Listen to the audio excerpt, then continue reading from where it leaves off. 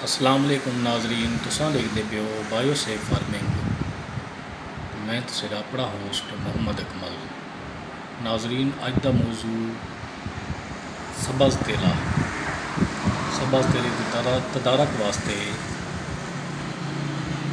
असादे कने प्रोडक्ट है टारगेट दा स्पीड, जिंदे में जहर है फ्लोनिकामेड, जिहड़ा सब्ज़ तेले वास्ते बेहतरीन तदारक है।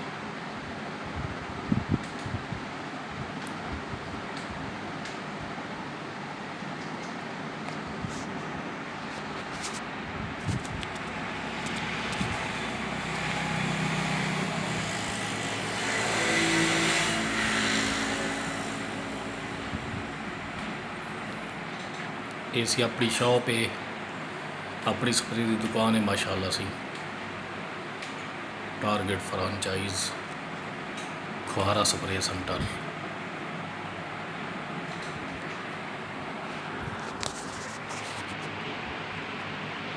अज का असीं तारुफ कर लेंदे पे से तुसां को पैस्टिसाइड का कि केड़ा प्रोडक्ट केड़े चीज़ें वास्ते काम आते, केड़ा प्रोडक्ट केड़ी जहर किस चीज़ वास्ते काम आती है।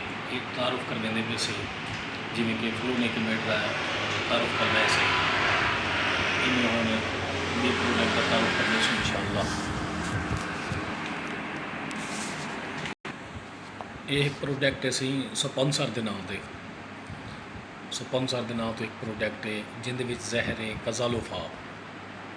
एक कपाह के तमाम जड़ी बूटियां घा जड़ा है ख़त्म कर देंगे, नुकीले पत्ते वाला, जिंदे विच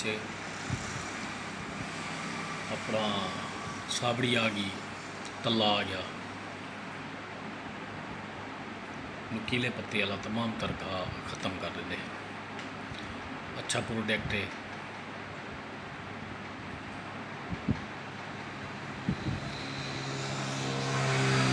सारे चैनल को देखते रहे वैसो, ताकि हर रोज़ नवी मालूमात तो सबको हासिल थी सकी। और सारे चैनल को सब्सक्राइब कर गिनसो, लाइक शेयर भी कर छुड़े सो, ताकि नवी आने वाली वीडियो बआसानी तुसा तक पहुँच सके। ये हाल्ट है सही ढीले घाह वास्ते, जिसको सराकी दे विच कब्बा आख्या वेंदे। एक कब्बे वास्ते है सही ढीला खानदान घाह ख़त्म करने वास्ते हाल्ट के नाम तो हालोसल्फोरान जहर ये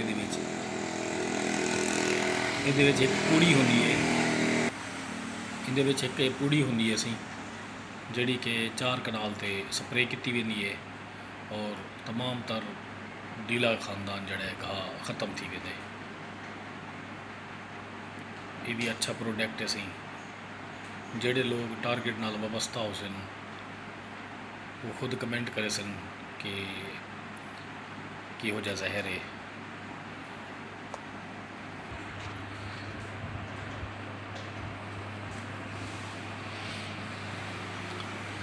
देखते रहे सो नाजरीन सारा चैनल बायोसेफ फार्मिंग, ताकि तुसा को नित नवी मालूमात हासिल थी सके।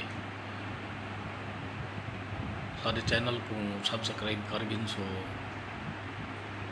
और हर नवी आने वाली वीडियो आसानी तुसा तक पहुँच सके।